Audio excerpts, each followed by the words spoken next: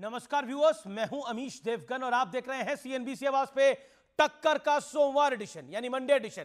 CNBC आवाज की टक्कर में आज बात होगी 18वीं लोकसभा की पहले सत्र की यानी पहली बैठक से पहले प्रधानमंत्री नरेंद्र मोदी ने इमरजेंसी को याद दिला दिया। उन्होंने कहा कि इमरजेंसी लागू होने के 50 साल पूरे हो रहे हैं।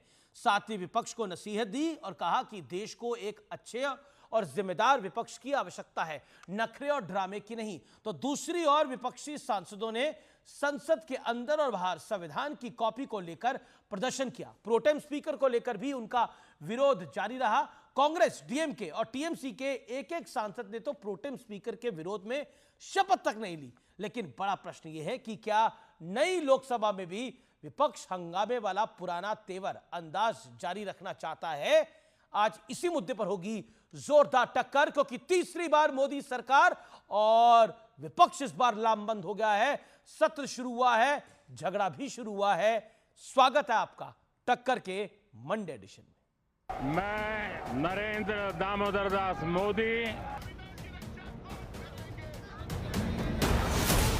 कल 25 जून को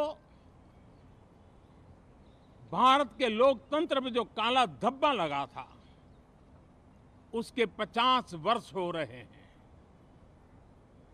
भारत की नई पीढ़ी इस बात को कभी नहीं भूलेगी कि भारत के संविधान को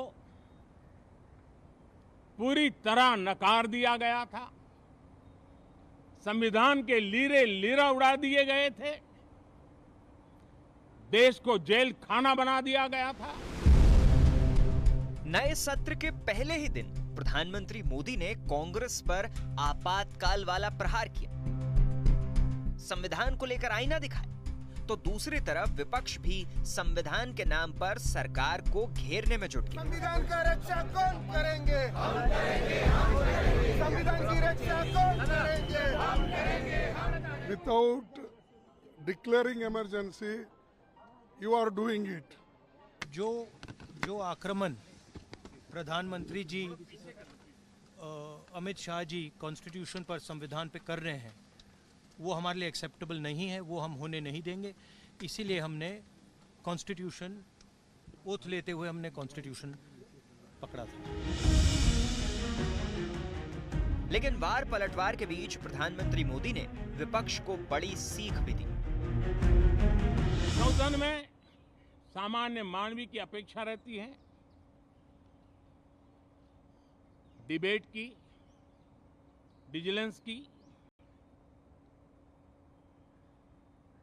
लोगों को अपेक्षा नहीं है कि नखरे होते रहे, ड्रामा होते रहे, डिस्टर्बेंस होता रहे। लोग सब्सटेंस चाहते हैं, स्लोगन नहीं चाहते हैं। देश को एक अच्छे विपक्ष की आवश्यकता है, जिम्मेवार विपक्ष की आवश्यकता है। लेकिन सबसे बड़ा सवाल है कि विपक्ष ने पहले ही दिन जो तेवर दिखाया है, क्या वो 18वीं लोकसभा का ट्रेलर है? आज इसी पर होगी देश की सबसे बड़ी बहस, संविधान के नाम पर। तो संविधान के नाम की दुहाई देकर विपक्ष बहुत कुछ कर रहा है, लेकिन संसद सत्र के फर्स्ट डे फर्स्ट शो का विश्लेषण क्या है? प्रोटेम स्पीकर का विरोध कांग्रेस नेता के सुरेश, डीएमके नेता केटी बालू और टीएमसी नेता सुदीप बंदोपाध्याय ने शपथ नहीं ली।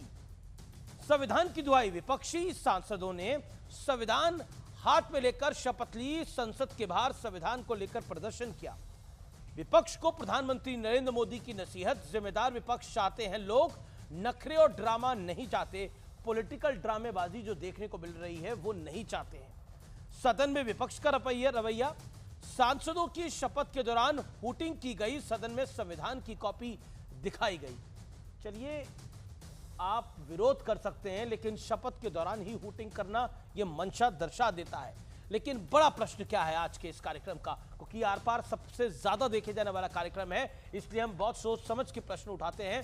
संविधान के बहाने सदन को ठप करने की ये पूरी प्लानिंग है क्या संविधान के नाम पर? और मेरे साथ बात करने के लिए कौन है? मेरे साथ डॉक्टर राजे आलोक हैं, बड़ी स्क्रीन पर आपको दिख रहे होंगे। जॉर्ज कुरियन है नेता कांग्रेस पार्टी के, मेरे साथ विवेक श्रीवास्तव हैं नेता लेफ्ट के, मेरे साथ डॉक्टर अनुराग भदौरिया है समाजवादी पार्टी के नेता हैं, प्रवक्ता हैं, और मेरे साथ सत्यप्रकाश मिश्रा हैं जनता दल यूनाइटेड के प्रवक्ता हैं, नेता हैं और नीतीश विचार मंच के अध्यक्ष भी हैं। आपका बहुत बहुत अभिनंदन है तमाम लोगों का इस चर्चा के अंदर।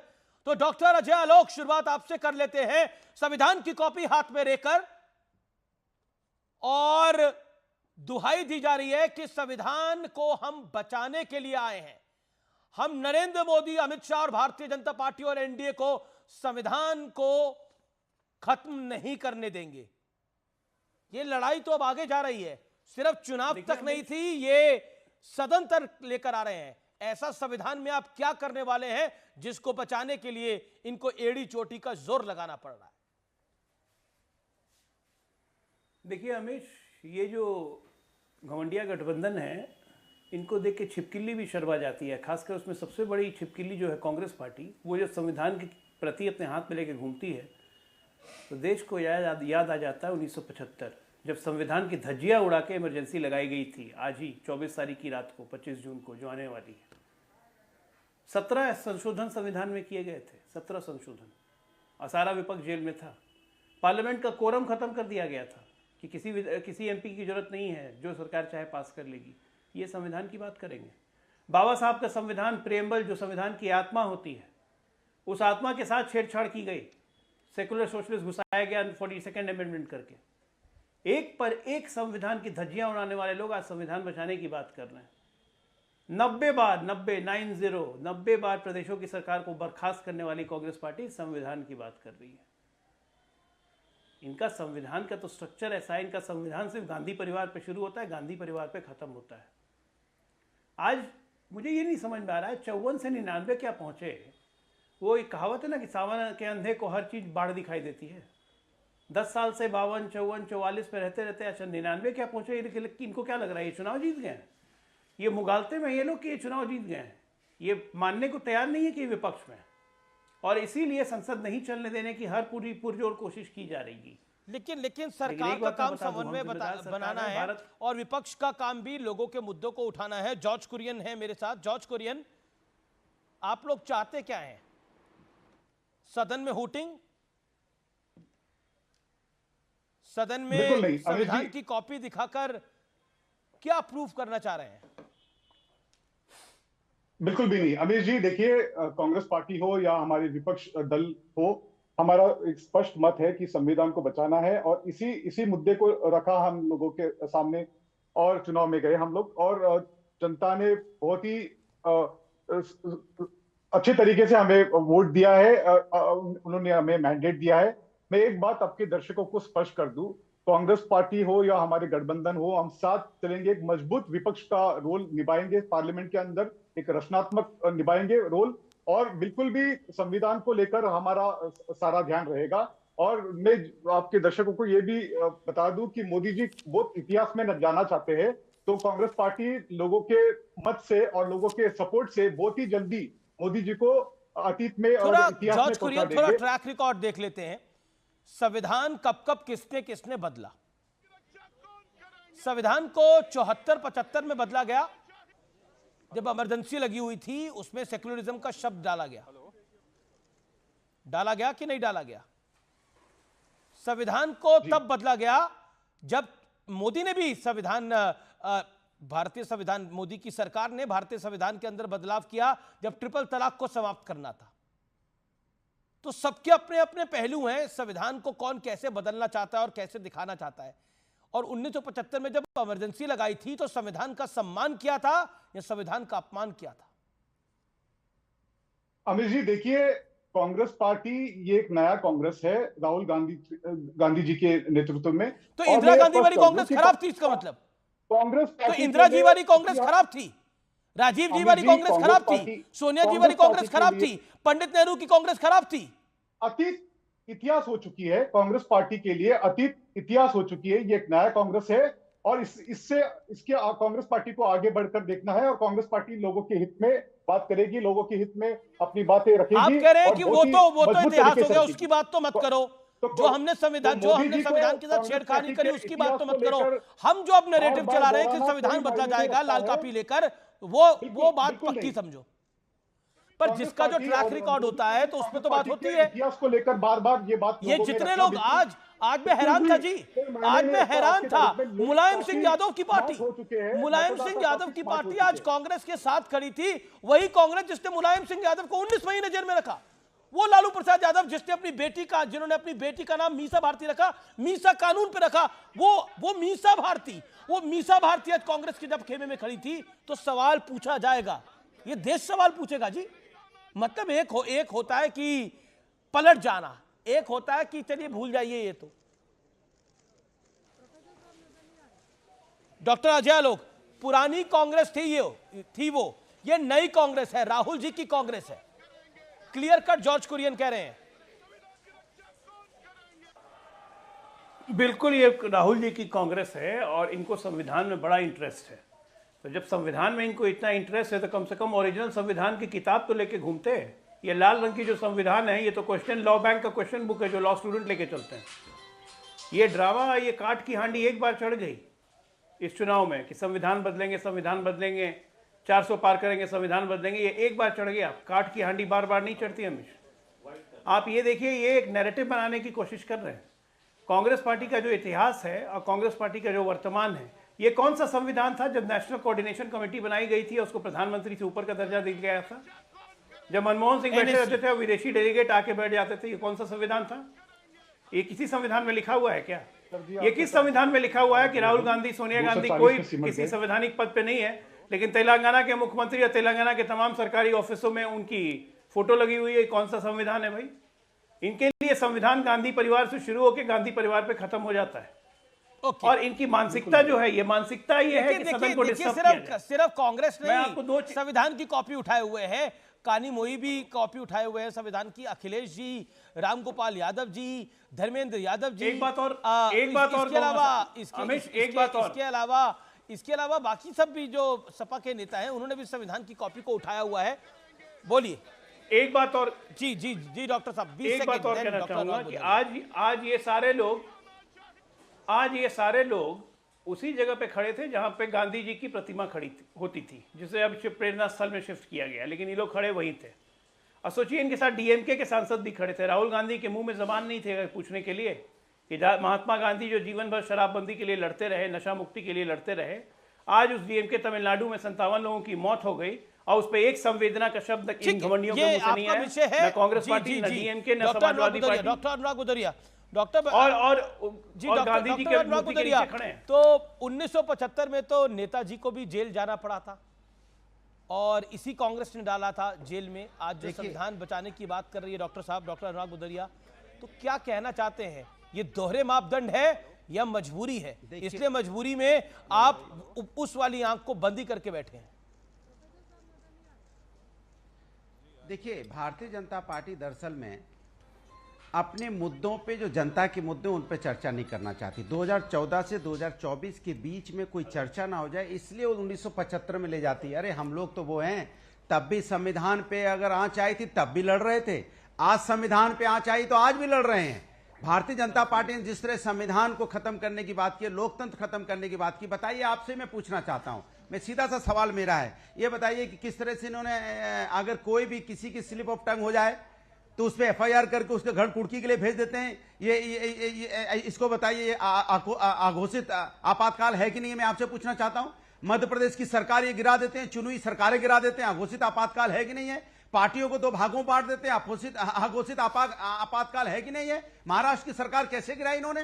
राजस्थान में लोग जिनकी सरकार है, चुनी सरकारें बेचारे बचाते घूमते हैं। गोवा में तो उन्होंने खेल कर ही दिया, तो बताइए, मध्य प्रदेश में खेल कर देते हैं, महाराष्ट्र में खेल किया, गोवा में खेल किया। हर सरकार, जहां चुनी सरकार है, वहां पे ये अपने सरकारी एजेंसियों का दुरुपयोग करके सरकार गिराने का काम करते हैं, या पार्टियां तोड़ देते हैं, पार्टियों को 2 भागों बांट देते हैं, या घोषित इमरजेंसी है कि नहीं है? आप बताइए। इसी देश के अंदर में महिलाओं का सम्मान सबसे ज्यादा किया जाता है। जी अनुराग, मणिपुर महिलाओं के साथ अन्याय होता रहा, सरकार चुपचाप बैठी रही। क्या घोषित इमरजेंसी है कि नहीं? जरा आप बता दीजिए मुझे, क्या महिलाओं के साथ अन्याय हुआ कि नहीं हुआ? मैं आपसे पूछता हूं, क्या पहलवान महिलाओं के साथ अन्याय हुआ कि नहीं हुआ? या दूसरी नहीं, बात इमरजेंसी में क्या होता है और मेरी ये बात जो पूरी हो घोषित जाए। इमरजेंसी होती है उसमें क्या होता है, अघोषित इमरजेंसी भी क्या होती करेंगे। है, उसकी हम बात कर लेते हैं। भी। क्योंकि घोषित भाई, मेरी इमरजेंसी बात के हो अंदर जाए ना। विपक्ष का एक नेता अरे सरकार आप- के आप खिलाफ नहीं। बोलने एक नहीं सेकंड देंगे, डॉक्टर दिक्कत साहब, तो ये है ना, डॉक्टर समस्या साहब तो आपने है। 2 मिनट बोला, आपने 2 मिनट अब आप बोला, अगर बोलने आपको तो 30 नहीं सेकंड देंगे, और बोलना है तो बोल ये भी लीजिए। एक इमरजेंसी है। एक ये भी सेकंड, let अघोषित me make my emergency point। है कि हम बोलने आएंगे, विपक्ष को बोलने नहीं दिया जाएगा। आलोक अजय आलोक इतनी देर तक बोल रहे थे,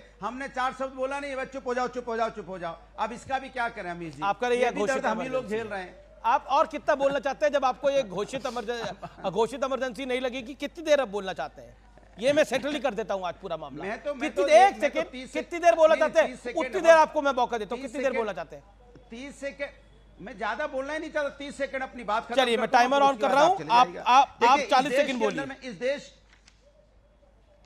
इस देश के अंदर में जिस तरह से राष्ट्रपति जी को नया भवन उद्घाटन होता है, राष्ट्रपति जी को नहीं बुलाया जाता। किसान की इन्होंने इनकम दुगनी करने की बात थी, किसानों की किस तरह से मौतें हुई हैं आपने भी देखा है। इसको क्या कहेंगे? ये भारतीय जनता पार्टी सरकार काला धन लाने वाली थी, क्या ले आई? अग्निवीर बताइए, एक लोकसभा का एमपी 5 साल के लिए, राज्यसभा का 6 साल के लिए, आप अग्निवीर को नौकरी देते हो 4 साल के लिए। सोचिए आप, तो ये क्या है? मैं इनसे पूछना चाहता हूं। सवाल ये नहीं, जाति जनगणना पे बोलना नहीं चाहते। पर्चा लीक, सोचिए, लगातार पर्चा लीक हो रहा है, बच्चों का भविष्य अधर में अटका हुआ है, और इनके मंत्री कह रहे हैं कि नहीं पर्चा लीक ही नहीं हुआ। बताइए पूरे देश के अंदर में किस तरह का पर्चा लीक, मतलब ये कितना बड़ा माने कितने बड़ी इसको आपदा बोलिए एक तरह से। माने देश की राष्ट्र का अपमान की बात होती है कि पर्चा लीक हो जाना। और 2 लाइन और सुनाना चाहता हूं, अगर आप सुना लीजिए। सत्ता को जिद है हम न सुधरे, विपक्ष को जिद है इन्हें सुधारें, जनता ने इनको है नकारा, फिर भी जा बैठे सत्ता में। फिर भी सत्ता में जा बैठे, जनता ने नकारा है, 240 सीटें हैं, फिर भी अपना जुगाड़ बना के आपने अपनी 30 सहयोगी सेकंड दल के बोला साथ था। बैसाखियों की सरकार चला रहे हैं। कितने दिन आपने चलेगी? 1.5 मिनट बोला, उसके बाद अब तो मुझे लगता है घोषित इमरजेंसी आपका बहुत बहुत धन्यवाद। अब तो घोषित इमरजेंसी समाप्त हो गई होगी। अब तो घोषित इमरजेंसी समाप्त हो गई होगी, लेकिन घोषित इमरजेंसी में क्या कुछ होता है? आपने अपने चैनल पे खत्म की, इसके लिए आपको बधाई। जी, मैं बधाई दे तो रहा हूं। नहीं, हमारे चैनल पर तो कभी थी नहीं, लेकिन आपको तो बहुत कुछ लगता है। देखिए, घोषित इमरजेंसी में क्या होता है, मुझे लगता है कि मुझसे ज्यादा व्यूअर्स बहुत समझदार हैं। घोषित इमरजेंसी में विपक्ष का नेता कुछ सरकार के खिलाफ नहीं बोल सकता। क्या पिछले 10 साल में ऐसा हुआ है क्या? और इसे शेयर करिएगा इस वीडियो को, क्या ऐसा 10 साल में हुआ है क्या? घोषित इमरजेंसी के अंदर अखबार के अंदर आप सुर्खियां नहीं दे सकते सरकार के खिलाफ। क्या इस दौर में ऐसा हुआ है क्या? विपक्ष के नेता को दिखा नहीं सकते, बता नहीं सकते क्या इस दौर में ऐसा हुआ है क्या? यह बात है। और क्या देश के नागरिकों के मौलिक अधिकारों को रोक दिया गया क्या? यह होती है इमरजेंसी। घोषित कुछ नहीं होती, इमरजेंसी घोषित होती है। और वो 1975 में कांग्रेस की सरकार ने, इंदिरा गांधी प्रधानमंत्री बतौर थी, उन्होंने लगवाई थी। और क्यों लगवाई थी ये सुनना चाहिए, ये जानना चाहिए, क्योंकि उनका चुनाव कैंसिल हो गया था, इस वजह से उन्होंने घोषित इमरजेंसी इस देश के अंदर लगाई थी। कमाल की बात करते हैं, अघोषित इमरजेंसी है, घोषित इमरजेंसी है। किस बात की अघोषित इमरजेंसी है? जहां तक पत्रकारों के ऊपर एफआईआर होने की बात है, सर, कश्मीर टू कन्याकुमारी कोई पार्टी नहीं बख्शती, कोई पार्टी नहीं बख्शती। भुगतभोगी है जी, हम भुगतभोगी हैं हम लोग। मैं रुक करता हूं सत्य प्रकाश मिश्रा का। ये घोषित अघोषित इमरजेंसी के इस दौर के अंदर ये लाल किताब वाली जो संविधान है, विपक्ष कह रहा है कि इसका सहारा है, लेकिन एनडीए कह रहा है कि ये हंगामे में पूरे सत्र को धोना चाहते हैं और कुछ एजेंडा नहीं है। आज बकायदा हूटिंग हुई है सदन के अंदर जब सांसद शपथ ले रहे थे विपक्ष द्वारा। विपक्ष ने अपना रुख स्पष्ट कर दिया कि वो आने वाले सत्र में और आने वाले 5 वर्षों में वो क्या करने जा रही है। संविधान का किताब तो हाथ में लेकर विपक्ष घूमती है, लेकिन उस संविधान के मूल भावना को तार तार खुद करती है। लोकतांत्रिक प्रक्रिया में, लोकतंत्र में चुनी हुई सरकार जिसको जनता ने जनादेश दिया, विपक्ष उसका सम्मान करना भूल चुकी है। विपक्ष को यह गंवारा ही नहीं, पच ही नहीं रहा कि वो 3 बार से इस देश में नकारी जा चुकी है। मैं बताता हूं कि अघोषित और घोषित इमरजेंसी होता क्या है। मैं बताता हूं, ये मेरी आपकी तरफ से आवाज मुझे इको आ रहा है। मैं एक चीज कहना चाहता हूं कि अनुराग भदौरिया जी बोल रहे हैं बीच-बीच में, ये डॉक्टर अनुराग भदौरिया जिनको घोषित अघोषित। अनुराग जी, हाथ जोड़ता हूं, मेरे संवैधानिक अधिकारों की हत्या ना करें टीवी डिबेट में, मुझे बोलने दीजिए। 240 सीटें आई है। मैं ये कहना चाहता हूं कि जब 10 साल यूपीए की सरकार चल रही थी, नहीं बहुमत है भाई, 292 बहुमत ही होता है। आप संविधान पढ़ लीजिए, अगर इसको बहुमत नहीं कहते तो किसको बहुमत कहते हैं? कोई हम चुनाव के बाद तो लड़ करके नहीं है कहां का रोड़ा जोड़ लिया जैसे आप लोगों ने जोड़ा था। नहीं, हम चुनाव पूर्व के गठबंधन हैं और वो जीत कर आए हैं, बहुमत है हमारे पास। संविधान पढ़िए। अगर संविधान पढ़ने में कोई तकलीफ है तो मैं पढ़ाने के लिए तैयार हूं। मैं कानून का अच्छा छात्र रहा हूं, मुझे बहुत अच्छे से संविधान आता है पढ़ने और पढ़ाने भी। अब आइए, 10 साल जो यूपीए की सरकार थी उसमें एनएसी बना दिया। वो संविधान का कौन सा धज्जी उड़ा रहे थे भाई? मनमोहन सिंह जैसे महान व्यक्ति के प्रधानमंत्री पद की गरिमा को तार तार कर दिया। वह कह रहे संविधान बचा रहे थे। वो लोकतंत्र था आपका। उसमें मुलायम जी की हालत यह थी कि बेचारे समर्थन देते रहते थे, यूपीए मांगती नहीं थी। संसद में नोटों का बंडल उछल गया, वो आप संविधान दिखा रहे थे न्यूक्लियर डील पर। वो लोकतंत्र था? वो क्या था आपका? मैं ये भरोसा देता हूं कि ये जो चुनी हुई जनादेश में 293-92 की सरकार आई है, ये लोकतंत्र के हर मूल्यों की रक्षा करेगी। अरे यार रुक जा, क्या है? अरे बीजेपी के सांसद ने उछाला था, आप गलत बोल रहे हो भाई। ठीक नहीं। अरे बीजेपी के एमपी थे जिन्होंने नोट उछाले थे। तो आपने बांटा था ना, हमें टोकना इसलिए पड़ रहा है। डॉक्टर साहब, आप 3.5 मिनट बोलने के बाद भी आपको संविधान उनको 1 मिनट तो बोलने देंगे। अरे आप हमें बोलने ही नहीं दे रहे, ये तो अघोषित इमरजेंसी यहां लगा रहे हैं। मेरा मानना है कि जो यूपीए की 10 साल ने किया उसको जनता ने नकारा, तभी नरेंद्र मोदी जी की सरकार तीसरी बार तक बन रही है, क्योंकि जनता ने उनकी नीतियों को, उनके नेतृत्व को और उनकी दिशा को जो देश को ले जा रहे हैं उसको स्वीकार किया है, तभी जनता ने वोट दिया है। मात्र 1% वोट कम हुआ है। अगर आप ये भी मान लें तो हम ये भरोसा देते हैं कि विपक्ष से हम सहमति की उम्मीद करते हैं, सकारात्मक भूमिका निभाने की उम्मीद करते हैं। विपक्ष निभाएगा तो हम उसके बाद उसका सम्मान करेंगे, उसको भी जनादेश का सम्मान करना चाहिए। और अगर विपक्ष हट धर्मिता और झूठे लोकतंत्र के प्रचार में रहा तो फिर तो टकराव संभव है। विवेक श्रीवास्तव, भारतीय जनता पार्टी का अपना नंबर 240 है और एनडीए का 292 है, 292 है, यानी ये फुल फ्लेश सरकार है, मेजॉरिटी वाली सरकार है जी। उसमें क्या आपको लगता है कि विपक्ष का नंबर भी अच्छा है, लेकिन जो तेवर है और जो कलेवर है उसका आकलन क्या है? देखिए, 1947 में जब यह देश आज़ाद हुआ 1947 में, तो आइडिया ऑफ इंडिया क्या था?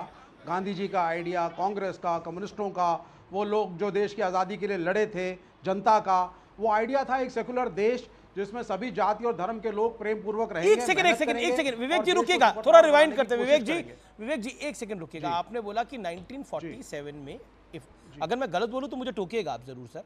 आपने बोला 1947 में जब देश आजाद हुआ तब आइडिया ऑफ इंडिया ये था कि ये देश सेकुलर हो, यही था आइडिया ऑफ इंडिया? आपको लगता है यही था ना? आपने बोला हाँ जी सर। एक सवाल, सेकुलर शब्द जो था, सेकुलर शब्द तो था, वो भारतीय संविधान में कब आया? 1952 में आया या उसके बाद आया? मैं आ रहा हूँ, मैं उसी पे आ रहा हूँ, आप मुझे बोलने दीजिए। इस सवाल का जवाब दे दीजिए ना। उसको मेंशन किया था, 1952 में आया। नहीं, मैं दे ही रहा हूँ भाई। एक मिनट सर, आपने ये अपने वक्तव्य में अभी इसी पॉइंट को रेज किया था, इसीलिए मैंने शुरुआत 1947 से करी है।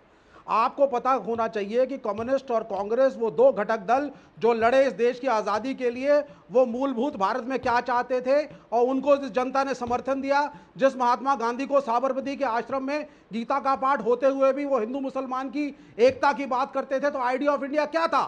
आइडिया ऑफ इंडिया क्या 47 में आइडिया ऑफ इंडिया में सेकुलरिज्म का शब्द था? मैं सवाल बड़ा साफ गोई से पूछ रहा हूं और मैं चाहूंगा कि आप जैसा वरिष्ठ आदमी सवाल का जवाब भी साफ गोई से दे।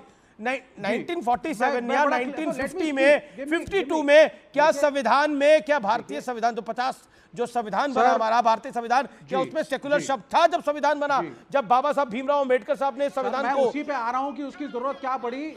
व्यूअर्स को थोड़ा सुन लेने दीजिए और मुझको 40-50 सेकंड दीजिए जी। दिए जब ये आइडिया ऑफ इंडिया अनकहे तरीके से सेक्युलर भारत का निर्माण हुआ और हम सेक्युलर बने, तो सबसे पहला आतंकवादी इस देश का नाथूराम गोडसे था, जिसने गांधी जी की हत्या करी।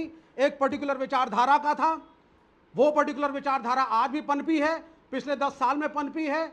और 70 के दशक में जब ये पॉलिटिकल अनटचेबल्स, इनको दूर रखने के लिए जरूरी हो गया कि वो इथॉस सेक्युलर भारत के जिसके आधार पे ये देश आजाद हुआ था उसको फॉर्मली कॉन्स्टिट्यूशन में इनकॉर्पोरेट किया जाए, और इनकॉर्पोरेट किया गया। कम्युनिस्टों के प्रेशर में 60 के दशक में मिसेस इंदिरा गांधी ने नेशनलाइजेशन किया, राष्ट्रीयकरण किया इस देश के बैंकों का, संस्थाओं का, रिसोर्सेज का, कि आम जनता को मिले वो चीजें।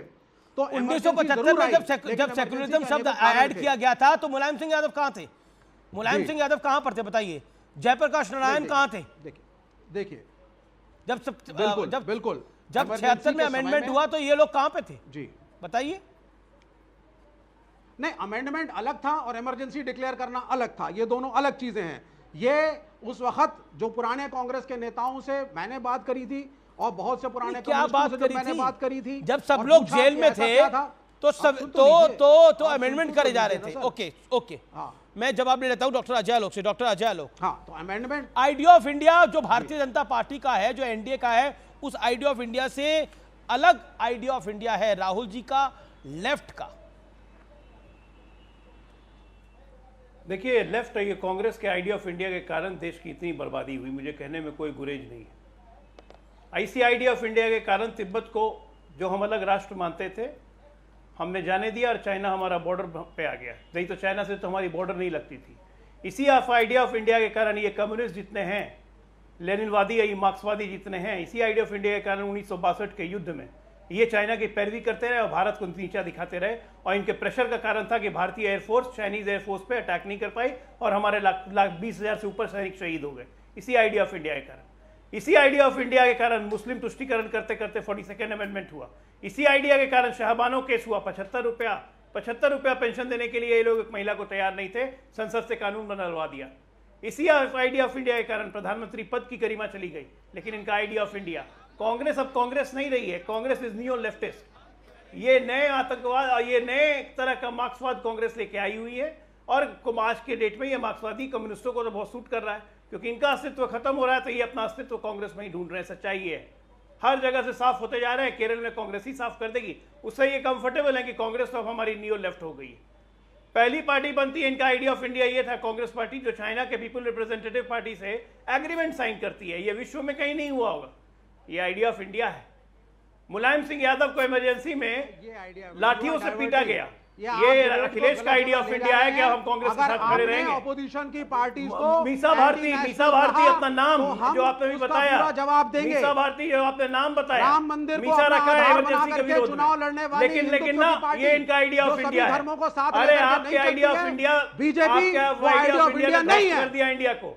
आपके आइडिया ऑफ इंडिया की जरूरत नहीं है। आइडिया ऑफ इंडिया में सिर्फ मंदिर है की कोई और मंदिर के नाम पे वोट मांगना है, माइनॉरिटीज को दबाना है, उनको फैसिलिटीज नहीं देना है। सरकार आपका आइडिया ऑफ इंडिया है, प्रधानमंत्री है, एक कम्युनल इंडिया बनाना चाहते हैं, और हम इसका इंडिया जवाब देंगे आपको। इंडिया के आइडिया ऑफ इंडिया से, भारत के इंडिया के आइडिया से बढ़ेगा। आपके कम्युनल मंशाओं को शर्म तो आप लोग में है नहीं, शर्म तो है नहीं, पार्लियामेंट के अंदर संविधान गांधी मूर्ति के नीचे खड़े हो गए, सड़कों पे उतरेंगे संविधान लेकर के, बात करने वाले, और एक बदलाव आपको नहीं करने देंगे। तमिलनाडु में 57 लोग की मौत हो गई, एक संवेदना का आंसू नहीं निकला किसी के, एक संवेदना। आउट ऑफ कंटेक्स्ट बातें मत करिए, मैं भी नीड पे आ जाऊंगा। बेशरम की जमात है आप लोग। Silence on the floor, silence on the floor, silence on the floor. Okay, idea of India के ऊपर बात हो रही है, लेकिन प्रधानमंत्री नरेंद्र मोदी ने कहा कि संविधान के लीरे लारा उड़ा दिए गए थे और देश को जेल खाना बना दिया गया था इमरजेंसी के दौरान। क्या आपको लगता है डॉक्टर अनुराग भदौरिया, नेताजी को भी जेल में डाला गया था, क्या आपको लगता नहीं है कि संविधान की धज्जियां तो तब उड़ी थी? नाम पे वोट मांग रहे थे तो। ओके, डॉक्टर अनुराग भदौरिया। देखिए आइडिया, अब देखिए भारतीय जनता पार्टी के साथ समस्या ये हो गई है, भारतीय जनता पार्टी की आइडिया ऑफ इंडिया क्या हो गया पता है? सारा अत्याचार इंडियन के साथ करना है, महंगाई किसके बढ़ाना है? इंडियन के साथ, भारतीय के साथ बढ़ाना है, उनको तकलीफ में रखना है। यहां पे इन्हीं की महंगाई बढ़ेगी, इन्हीं पे बेरोजगारी बढ़ाएंगे, यहीं पे महिलाओं पे अत्याचार होगा, हाथरस जैसी घटना होगी, मणिपुर जैसी घटना होगी। कौन लोग हैं? ये तो इंडियन ही है ना। इनको दर्द क्यों देते हो भाई? किसान की इनकम दोगुनी नहीं करेंगे, किसान की धरने पे मौत होगी, किसान अपनी मांग के लिए मौतें होंगी, तो ये दर्द किसको देते हैं? किसानों को देते हैं, वो भी तो इंडिया के ही हैं। युवाओं को देते हैं, वो भी इंडिया के हैं। छात्रों को देते हैं, खर्चा लीक हो जाता है, छात्र बेचारा परेशान है, वो भी इंडिया का है। आप बताइए, महिलाएं भी इंडिया की हैं, इनका आइडिया ऑफ इंडिया क्या है? अपने ही लोगों को कष्ट देना। ठीक है, ओके ओके डॉक्टर अजय लोग जवाब अंग्रेजों से तो आप कह रहे हैं, आप कह रहे हैं कि अंग्रेजों से तो आपको लड़ाई सपा की नहीं, सपा जो है, समाजवादी पार्टी जो है वो कांग्रेस कांग्रेस के अधीन हो गई है। Okay okay, let him make his point. आपके साथ एक सेकंड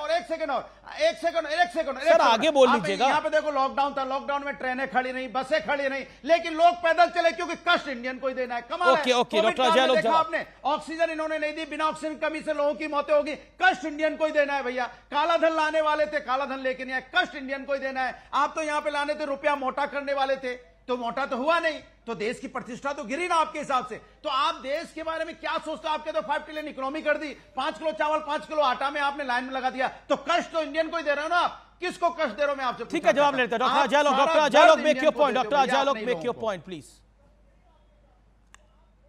हमने तो वो किया अमीर जी कि 11वीं अर्थव्यवस्था 5 फ्रेजाइल इकोनॉमी से 5 टॉप की इकोनॉमी पे ले आए, 11वीं से 5वीं ले आए। हाँ, कुछ परिवार के अकाउंट्स में नोट जाने हमने बंद करवा दिया, उनके परिवार के अकाउंटों से नोट की काफी सीजर भी की, जो ईडी सीबीआई मिला के 1,82,000 करोड़ का सीजर हुआ। कष्ट वहां है कि ये मोदी जो हमारा सब पैसा लेते जा रहा है, हमारा परिवार का पैसा जा रहा है, परिवार को पावर नहीं आ रहा है। दर्द यहां है। संविधान की कॉपी लेके घूम रहे हैं, संविधान की धज्जी उड़ाने वाले लोग। ये अनुराग भदौरिया क्या बोलेंगे? ये किस बात पे? जनता से रिजेक्टेड हैं, 37 सीट जीत गए, तो उसमें क्या लगता है कि फतेह पाली पूरी? अरे सारे इंडी मिला के भी भारतीय जनता पार्टी से कम है।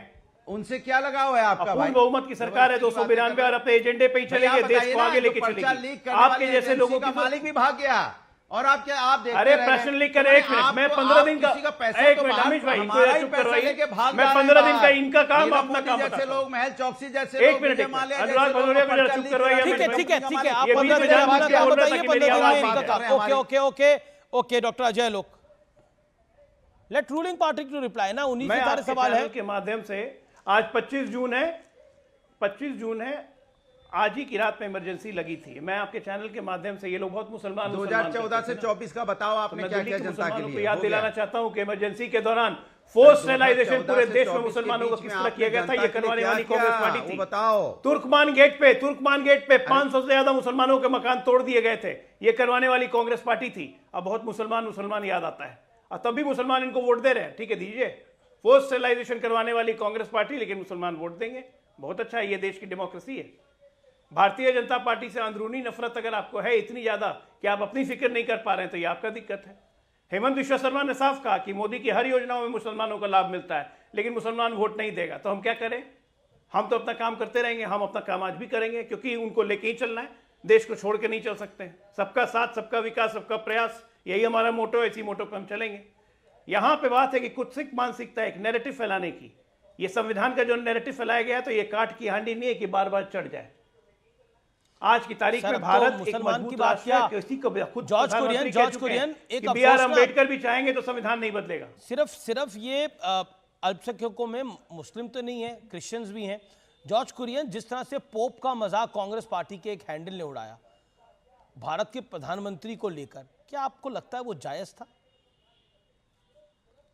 पिछले 15 दिनों में ये सब कुछ हुआ है। ये कौन से संविधान की रक्षा है जिसमें एक पोप का मजाक उड़ाया जा रहा है? जॉर्ज कुरियन, आप एग्री करते हैं इसके साथ? क्या कर रही है कांग्रेस पार्टी और क्या कार्रवाई करी? अमित जी, कांग्रेस पार्टी ने बिल्कुल भी वो ट्वीट डिलीट किया है और उसमें अपोलोजाइज भी किया है। Coming to idea of India, जिसने वो ट्वीट करा, जिसकी अगुवाई में वो ट्वीट हुआ, उसके ऊपर क्या कार्रवाई हुई? भारतीय जनता पार्टी का आइडिया ऑफ इंडिया यही है कि इन्फ्लेशन को बढ़ाए रखे, लोगों को त्रस्त है, युवा जो है भारत की वो भी त्रस्त है, बेरोजगारी चरम छू चुकी है। ये आइडिया ऑफ इंडिया है, ये आइडिया ऑफ इंडिया है इनकी। जहां तक अभी जनता ने कांग्रेस पार्टी का आइडिया ऑफ इंडिया क्या है? कांग्रेस पार्टी का आइडिया ऑफ इंडिया क्या है? लगा रहे थे, 240 में आ चुके हैं। इनके आरएसएस के जो चीफ है मोहन भागवत जी ने भी इन्हें पब्लिक डोमेन में कहा है कि एरोगेंस अच्छा नहीं होता है, आप पब्लिक सर्विस में आए, पब्लिक सर्विस करिए। ये बार बार बोला जा रहा है। 240 पे आ चुके हैं, 240 पे आ चुके हैं। ओके डॉक्टर अजय आलोक, जवाब। अरे कुरियन साहब, हम 240 पे आए हैं। चुनाव पूर्व गठबंधन के साथ एनडीए की सरकार 292 की बनी है। फ्लोर टेस्ट होने दीजिए, तब देखिएगा वोट कितने आते हैं। कहां मुगालते में आप लोग पड़े हुए हैं? ये फॉल्स यूफोरिया जनरेट करके अपना ही नुकसान कर रहे हैं ना। अरे आपको जिम्मेदारी मिली है विपक्ष में बैठने की, एक सकारात्मक विपक्ष बनिए, सरकार के साथ मिलकर चलिए, देश को आगे बढ़ाने का काम करते हैं, थोड़ी सी इमेज सुधरेगी आप लोग की। देखिए 15 दिन का मैं एक एग्जाम्पल देता हूँ, अभी तक संसद शुरू नहीं हुआ लेकिन सरकार ने काम शुरू कर दिया। 15 दिन में क्या क्या काम हो गए? 3 करोड़ घर बनाने की फाइल क्लियर हो गई, नए घर बना के देंगे। 20,000 करोड़ किसान निधि में चला गया। विश्व की सबसे ऊंची रेल लाइन पे रेल दौड़ गई चिनाब पे। हमने कितने काम किए? नीट पे एंटी एग्जामिनेशन लॉ बन के कड़ा कानून आ गया, 10 वर्षों का प्रावधान, 1 करोड़ का जुर्माना। नीट के जो भी गड़बड़ी हुई है 25 से अधिक गिरफ्तारी हो गई। देश में दूसरा आदिवासी मुख्यमंत्री उड़ीसा में हमने बना दिया। ये हमारा विजन है काम करने का। आपका विजन? आपने कर्नाटका में पेट्रोल डीजल के दाम बढ़ा दिए, बहुत अच्छा। हिमाचल में सांप्रदायिक हिंसा करवा दी, बहुत बढ़िया। प्रियंका गांधी फेक वीडियो चला रही हैं, सर्कुलेट कर रही हैं नीट के इशू में, श्रुति पटेल में लखनऊ में, अब आप बहुत अच्छा काम कर रहे हैं। तमिलनाडु में 57 लोग शराब पी के मर जा रहे हैं, आप कुछ नहीं कर रहे हैं, सरकार शराब बेच रही है, आप बहुत अच्छा काम कर रहे हैं। तो हमारे और आपके विजन में अंतर है साहब, वो काम में दिखता है, वो काम में दिखता है कि हम प्रोग्रेसिव हैं, आप बीते 15 दिनों का अपने काम बताइए। आपने क्या, आपकी पार्टी ने, क्योंकि विपक्ष में आई है, क्या करा उसने? अमित जी देखिए, कांग्रेस पार्टी हो या हमारे विपक्षी दल साथ में है, हम क्या? संविधान को बचाने के लिए और जो भी मुद्दे हैं जनहित में हम लोग ने आवाज उठाया है। और भारतीय जनता पार्टी को ये जो 18वीं लोकसभा है, इतना आसान नहीं होगा जिस प्रकार से 2014 होता था या 19 था। ये जो है, ये चंद्रबाबू नायडू हो, नीतीश कुमार जी हो, है आसान नहीं होगा, सहायता से नहीं, इनके सहायता से ये चलने वाले, और इनको संभालना इतना आसान नहीं है। अजय आलोक जी को मैं बता दूं, ये सरकार 5 साल चलने वाली, बहुत आसानी से चलने वाली नहीं है। ये पॉलिटिकल प्रेशर में आ चुके हैं, तो इसलिए ये जो है, ये सरकार 5 साल तो बिल्कुल भी नहीं चलने वाली है, और आने वाले समय में इन लोगों को देखने को मिलेगा। ठीक है, सत्यप्रकाश मिश्रा। चुनौतियों से हम कभी घबराते नहीं हैं। हमने चुनौतियों में जीना सीखा है। हमने चुनौतियों में कई बार सरकारें बनाई हैं और हम सिद्धांत पर अटल रहे हैं। हमने कभी किसी सिद्धांत से समझौता नहीं किया। विपक्ष का यह सिगुफा कि संविधान खतरे में है, वास्तविकता है कि मैं आपको एक उदाहरण दे दूं कि अटल बिहारी वाजपेयी जब सरकार में थे, प्रधानमंत्री बने, उन्होंने एंटी डिफेक्शन लॉ को पास करके ये जो इधर उधर घूमने वाले लोग थे ना और जंबो मंत्रिमंडल बनाया करते थे, मुलायम जी, बिहार में लालू जी, उसको रोका। तो संविधान के प्रति हमारी जिम्मेदारी देखिए कि जब नरेंद्र मोदी जी आए तो उन्होंने महिलाओं को 33% आरक्षण जो कांग्रेस लटका करके वर्षों से लंबित रखा था, उसको पास कर यह सुनिश्चित किया कि महिलाएं इस सदन में आकर बैठे, विधानसभा में आकर बैठे। 2029 में वो संभव होगा। अभी आते हैं और एक संविधान पर। आप समझिए, देश में कभी रिपब्लिक डे और 15 अगस्त के परेड, अरे भैया यार क्या है तुम लोग ना, हमको बहुत विवेक जी 2029 तक लटका दिया है। अरे यार आप क्या, ये तरीका ठीक नहीं। ये संविधान के हत्यारे लोग हैं। अगर आपको महिलाओं के बोलने के अधिकार को, तो आप रिजर्वेशन 2024 में लागू कर देते। 2024 में लागू कर देते तो हमारी देश की महिलाओं को रोकना, ये संवैधानिक मूल्य कौन सा लाभ मिल जाता। तब 2029 में आप ये चले गए, कहानी बता रहे। पहलवान महिला यहाँ घसीटी गई, आप बोले नहीं। मणिपुर की महिलाओं के साथ अन्याय हुआ, आप बोले नहीं। हाथरस की बेटियों के साथ अन्याय हुआ, आप बोले नहीं। यहाँ पे बीएचयू की बच्चियों के साथ अन्याय हुआ, आप बोले नहीं। और महिलाओं का सम्मान आप बहुत कर रहे हैं। वो गिरफ्तार हो गया, उस पर कार्रवाई जारी है, गिरफ्तार हो गया। गिरफ्तार हो गया, लेकिन आप कहाँ हल्ला मचाते हो? अरे आपसे तो बुलवाना पड़ता है, बोलते कहाँ हो? बोलते कहाँ हो? मणिपुर का तो माँ भूल गए थे आप, तब आपको मीट मुर्गा मछली याद आ रहा था माँ से। मणिपुर बोल ही नहीं पा रहे थे आप। कमाल की बात है, मणिपुर में क्या अन्याय हुआ, बेटियों के साथ क्या हिंदुस्तानी लड़कियां नहीं थी? यार अनुराग भदौरिया, ये तरीका ठीक नहीं है। अनुराग भदौरिया, ये बात को रखिएगा। ये अच्छा, ये डॉक्टर अजय आलोक ने अच्छा शुरू किया कि आपने 15 दिन का काम बताइए। Okay, Satyaprakash Mishra 30 second. NDA का काम बताया डॉक्टर अजय आलोक ने कि एनडीए की सरकार ने 15 दिन में क्या काम किया है। Doctor Satyaprakash Mishra, make your point, then Anurag Bhadauria. Okay ji, मेरा स्पष्ट मानना है कि एनडीए की सरकार हमेशा संवैधानिक लोकतांत्रिक मूल्यों पे चलती रही, आगे चलेगी। जिस तरह 1 करोड़ लखपति दीदी पिछले बार बनाया था, लेकिन इस बार लखपति दीदियों की संख्या बढ़ेगी, महिलाओं को अधिक अधिकार मिलेगा। यूपी में और महाराष्ट्र में ये विपक्ष का संविधान, देखिए मैं पूरे देश में विपक्ष का संविधान का दाव नहीं चला, लेकिन यूपी और महाराष्ट्र में कुछ हद तक ये दाव चला है। तो उनको लग रहा है कि इसके फ्रूटफुल रिजल्ट्स आ सकते हैं। यानी संविधान को लेकर जो बातें कही गई उसका एक इंपैक्ट पड़ गया कि बीजेपी संविधान बदलना चाहती है, बीजेपी आरक्षण खत्म करना चाहती है, जबकि ऐसा कुछ नहीं था, लेकिन नैरेटिव बिल्ड किया गया। इस बात को बीजेपी भी समझती है और हम भी समझते हैं कि ये दांव उनका लोकल राजनीति के कारण चला है, लेकिन उसके बावजूद हमारे वोट प्रतिशत में 1% की कमी है, उससे हमें कोई खतरा नहीं है। सरकार हमारी बनी है, थोड़ा नंबर कम आ गया है। और इस बार जो सरकार, नीतीश कुमार जी ने तो बहुत स्पष्ट कहा, इधर उधर जो जीत गए ना, अच्छा काम करेंगे, सब हार जाएंगे। ओके, मैं सीधा रुख करता हूं विवेक श्रीवास्तव का, then Anurag Bhadauria, come back to you. Vivek ji बार बार एक नैरेटिव कि मोदी को बोलने नहीं दूंगा, मेरे को मोदी संविधान को बदलेंगे, एनडीए बीजेपी संविधान को बदलेगा, लेकिन 10 साल तक मोदी प्रधानमंत्री रहे, संविधान जस का तस है। क्या आपको लगता नहीं है ये काट की हांडी इस बारी लोकसभा चुनाव में चल गई कि आरक्षण और संविधान का आडंबर चला दिया? अब कैसे चलेगी? और वो भी 2 राज्यों में चली, सब राज्यों में नहीं चली। जेडीयू के प्रवक्ता के लिए लॉट ऑफ रिस्पेक्ट, लेकिन आप जो कुछ भी गिना रहे थे मिश्रा जी, वो वेलफेयर स्कीम्स में आता है। और कॉन्स्टिट्यूशन की बुनियाद की जब हम बात करते हैं तो वो हमारी इन ड्यूटीज में नहीं आता कि पुलिस वाले ने अच्छा एक्शन कर दिया और एंटी करप्शन महिला आरक्षण जब हम बेसिक्स ऑफ कॉन्स्टिट्यूशन पे जाते हैं, सशक्त करता है या क्या करता है? वक्त है बहुत बड़ी ब्रेकिंग स्टोरी का। सूत्रों के हवाले से बड़ी खबर है, लोकसभा स्पीकर से जुड़ी ये बड़ी खबर है। एनडीए अपना कैंडिडेट कल उतार सकती है मैदान के अंदर, ये बहुत बड़ी खबर है। एनडीए नेताओं ने सदन में मीटिंग करी है और उसके बाद ये स्ट्रैटेजी तय हुई है कि कल कैंडिडेट उतारेगी। ये बड़ा सरप्राइज नरेंद्र मोदी सरकार का, एनडीए गवर्नमेंट का, बीजेपी की सरकार का एक बड़ा सरप्राइज। मैं सीधा रिएक्शन ले लेता हूं विवेक श्रीवास्तव से। विवेक श्रीवास्तव, एनडीए अपना कैंडिडेट कल उतार सकता है स्पीकर के लिए? आप तो अटकलें लगा रहे थे, आप कह रहे थे सहमति नहीं होगी। आज सीक्रेट मीटिंग हुई है एनडीए लीडर्स की और कल उतारे जाएगा कैंडिडेट। विपक्ष का कैंडिडेट कौन है? नहीं, बड़ी अच्छी बात है, वो उतारें इस चीज को और हम भी तैयार बैठे हैं। हमारे भी सरप्राइजेस होंगे कल, इनको आने दीजिए आगे। अगर ये कंसेंसस में बिलीव नहीं कर रहे हैं, ऑपोजिशन को कॉन्फिडेंस में नहीं लेना चाहते हैं, जो कि कहीं ना कहीं लोकसभा का एक पुराना ट्रेंड रहा है कि डिप्टी स्पीकर हमेशा एक ऑपोजिशन को देना चाहिए इनको, ठीक है। तो अगर ये कंसेंसस में नहीं आना चाहते हैं, कन्फ्रंटेशन की एक नीति है, तो ठीक है, हम भी तैयार हैं, हम भी doctor Ajay Alok, JDU TDP पहले कह चुकी है कि स्पीकर पद भारतीय जनता पार्टी का अधिकार है, उनको मिलना चाहिए क्योंकि उनका नंबर बहुत बड़ा है। लेकिन विपक्ष कह रहा है कि अगर सरप्राइज देंगे तो हम फिर अपने तरीके से जवाब देंगे, लेकिन ये सरप्राइज तो अधिकार है। भाई सरप्राइज क्या देंगे? जब सरकार बनी है, संसद शुरू हुआ है, तो स्पीकर आएगा ही। स्पीकर सत्ताधारी दल से ही आएगा, कोई विपक्ष से तो आएगा नहीं, तो क्या जवाब देंगे उनको? कंसेंसस बनाने का मतलब होता है कि हम इनको कल बताएंगे कि हमारी तरफ से स्पीकर का ये नाम है, आप लोग की सहमति हो। अगर चुनाव नहीं चाहते तो ठीक है, लेकिन अगर ये चुनाव करके भी क्या कर लेंगे? अगर चुनावी लोग कैंडिडेट खड़ा कर दिए तो हारेंगे ये।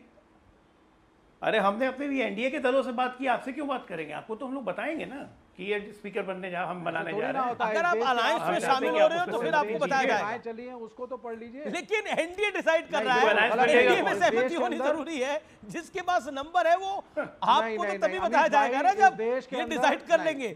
या अगर आप एनडीए में आना चाहते हो तो पहले बताएं। इस देश के अंदर ओके नहीं, इस देश के कम्युनिस्टों को एनडीए में लेगा सहमति की चली है कि रोटन मेंटालिटी वालों के लिए एनडीए में जगह नहीं है। स्पीकर का चुनाव हो, उसमें ट्रेंड ये रहा है कि जो रूलिंग पार्टी है वो हमेशा ऑपोजिशन को कॉन्फिडेंस में लेकर के आती है। Okay, you made your point.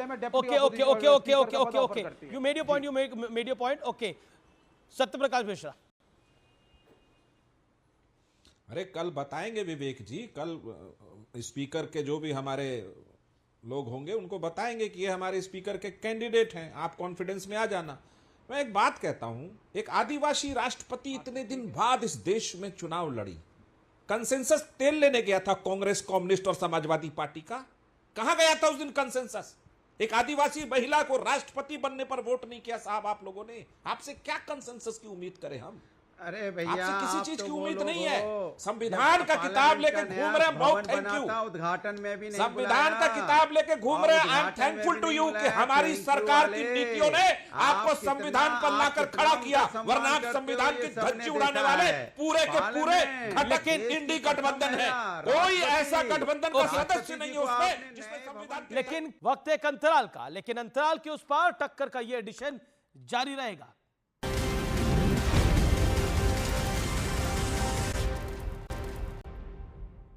Welcome back viewers, आप देख रहे हैं सीएनबीसी आवाज पे टक्कर का आज का एडिशन। क्या वाकई संविधान का मामला क्या है? संविधान की प्रस्तावना में जो पहली लाइन लिखी है वो है we the people of India, यानी हम भारत के लोग। इस वाक्य का अर्थ एकजुटता और देश को परिवार के तौर पर देखने से जुड़ा है और शायद हमारे देश के तमाम दल इन परिवार यानी वी द फैमिली पर बड़ा यकीन करते हैं और इस परंपरा को पूरे मन से आगे भी बढ़ा रहे हैं, क्योंकि आज देश की कई पार्टियों में फैमिली फर्स्ट वाला कल्चर खूब अच्छे तरीके से फल फूल रहा है। पार्टी की कमान किसके पास होगी, बड़े बड़े पद किसको दिए जाएंगे।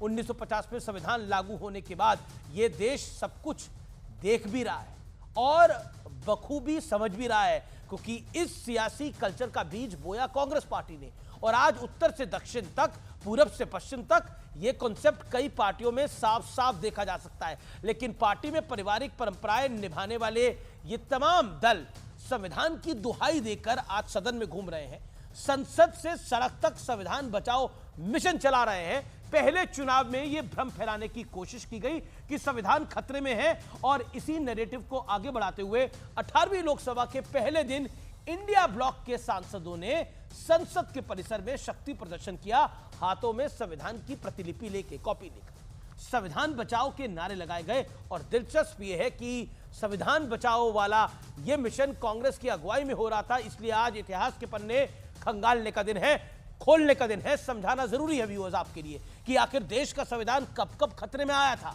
या यूं कहें कि कब कब संविधान को खतरे में डाला गया था, क्योंकि ये वही कांग्रेस है जो आज संविधान बचाने का ढोल पीट रही है, संविधान खतरे में है वाला नैरेटिव बना रही है। लेकिन इसी कांग्रेस की सरकार ने अपने वोट बैंक को साधने के लिए 1986 में सामाजिक न्याय से जुड़े शाहबानो केस में सुप्रीम कोर्ट का फैसला पलटने में क्षण भर की देरी नहीं की थी।